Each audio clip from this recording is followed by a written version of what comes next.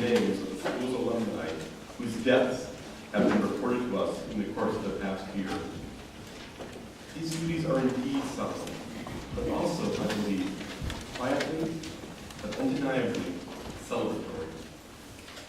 I say this because each of the 38 women whose names will be read, and as you will hear, they range from the class of 1932 to the class of 2012, a span of 80 years.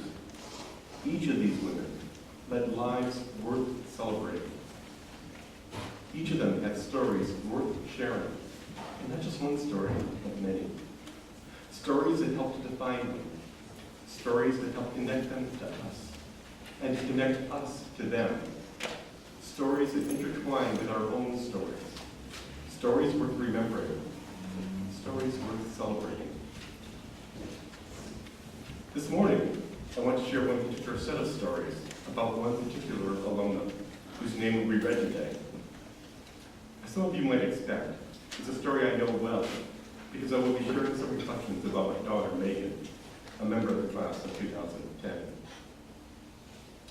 As those of you who were here last year will recall, Megan died on December 28th as a result of injuries that she suffered in an accident.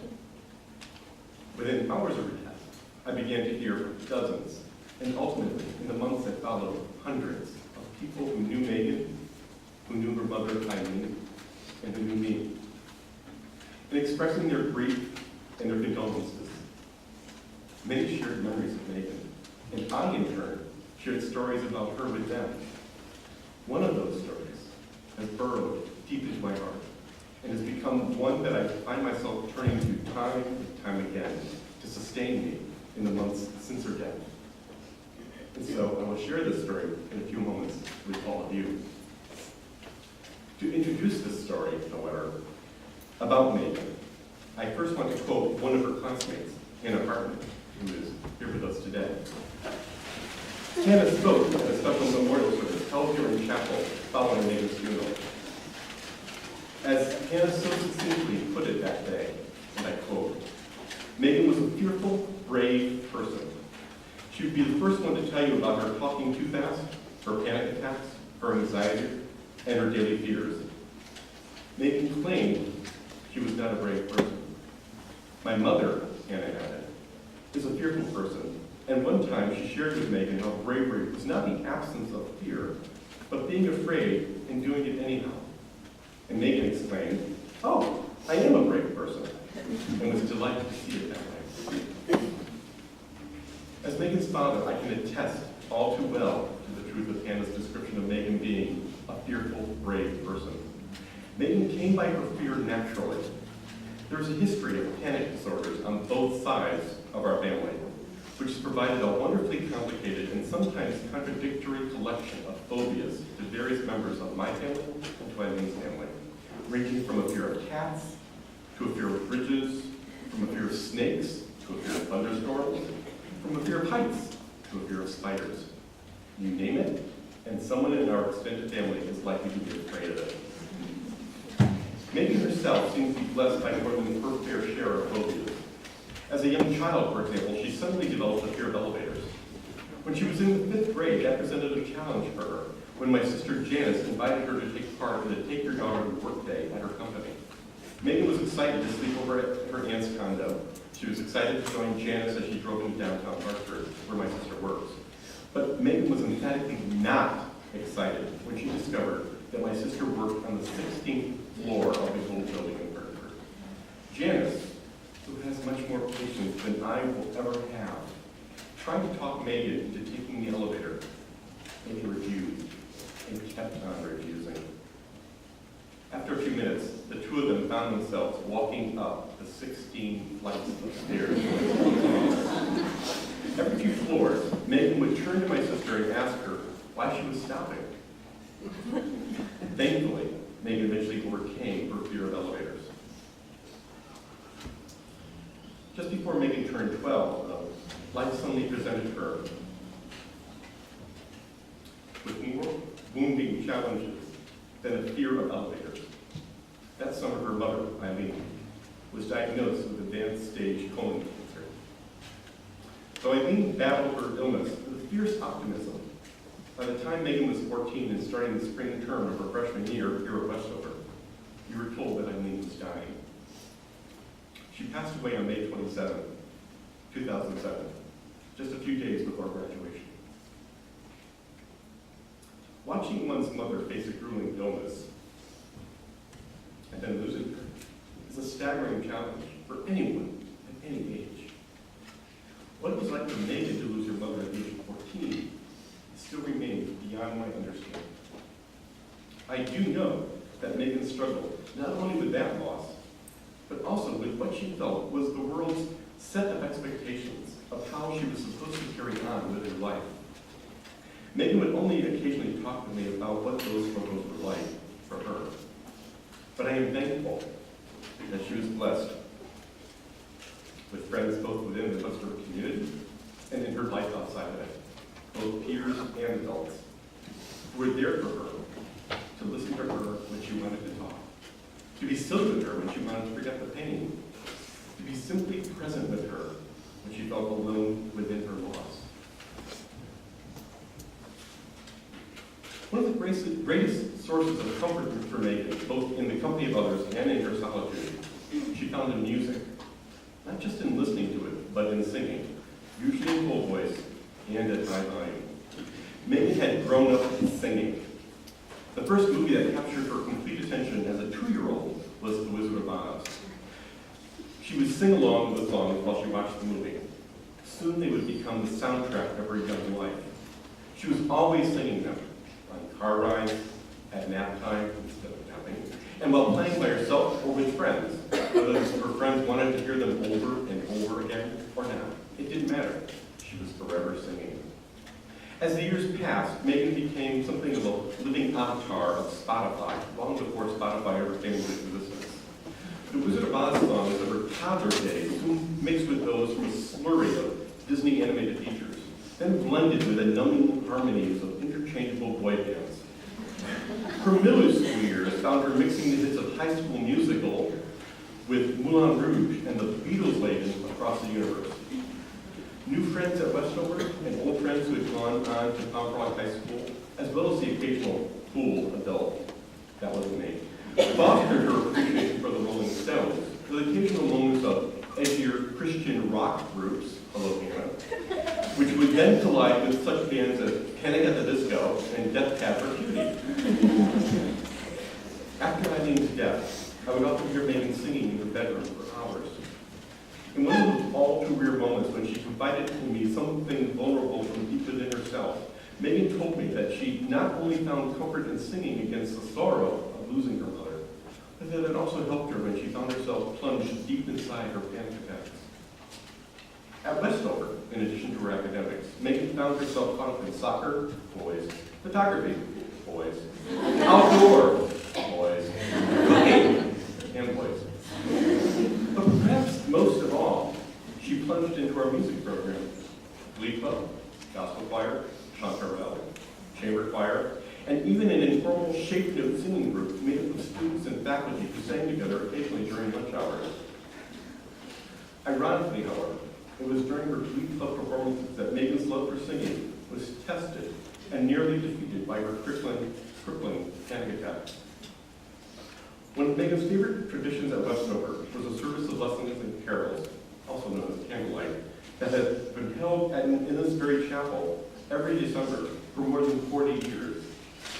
For those of you who are new to Westover, the services originated in England in the 19th century and comprised a series of 9 readings from the Old and New Testaments, interspersed with carols and other seasonal songs celebrating the Nativity story. The best-known version of these services is held at King's College at Cambridge University on Christmas Eve and broadcast live around the world. If Mr. Hungerford were here today, however, I'm sure he would tell you that our services are vastly superior to those in college. From a very young age, Megan, like other faculty brats, had been a part of the congregation for these services, singing along with the rest of us whenever the carols were sung. Later, as a member of the Glee Club, she usually found candlelight to be not only one of the highlights of the holiday season, but all of her time at Westover. That, unfortunately, sophomore year, just a few months after Eileen's death. Megan auditioned for and was given the alto part in a duet of the first verse of the carol In the Bleak Midwinter. Just before the start of evening service, she and her soprano partner, her classmate Bess Martin, rehearsed their duet. As I listened to them, I was impressed with just how beautifully their voices blended and supported each other. But then I took a closer look at Megan's face. It was stricken with panic and horror. It literally was the color of chartreuse. And then I noticed what was happening to Megan. Every part of her was quivering in fear. Megan was having a full-blown case of stage fright. Half an hour later, when the moment came in the service for their duet, I watched from the back of the chapel. Bess stood up, moved into her position in front of the glee club, and looked toward Megan. Megan remained motionless, staring straight ahead, all frozen in fear. She could not join Bess. And God bless Bess, without hesitation, at Mr. Avery's cue, she sang In the Bleak Midwinter beautifully as a solo. When the rest of the glee club began to sing the next verse, Megan joined in. I had never seen her look so defeated. Following fall, in Megan's junior year, Mr. Avery and the glee club began to prepare for that year's lessons and carols. I confess I was a little surprised and more than a little anxious when I found out that Megan had again auditioned for a solo for one of the service's carols. Perhaps it was that the solo was just a few measures in length and in the middle of the carol. Perhaps it was because Megan would be singing it from her place in the midst of the glee club and wouldn't have to move into a more prominent position.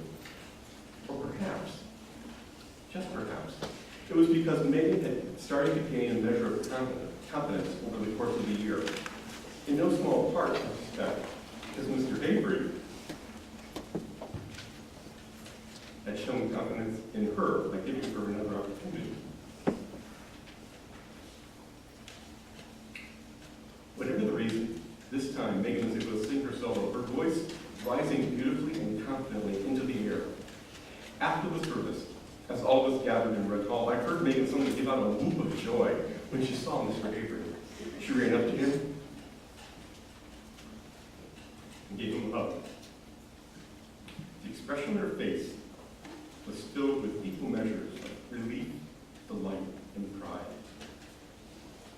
The next year, Megan's senior year, she was second head of glee. This time she auditioned for and was given the opening solo of the first carol in the service, once in Royal David City. I believe that most glee club members will tell you that this is considered one of the most prominent solos in the service and one of the most challenging. After the handbells are performed at the beginning of the service, the first voice the congregation hears is this solo. On that December Sunday, as I watched Megan take her place beside the organ, I admit I wondered and worried and held my breath. The organist gave Megan her note, and then this is what I heard. Once in one day the city stood a lonely cattle shed, where under the manger baby in a manger for his dead. Mary was that mother of Jesus Christ, her little child. I heard the little hiccup of the organ. As a point of pride for Megan, she had stayed in tune, and when the organ came in, her pitch matched it.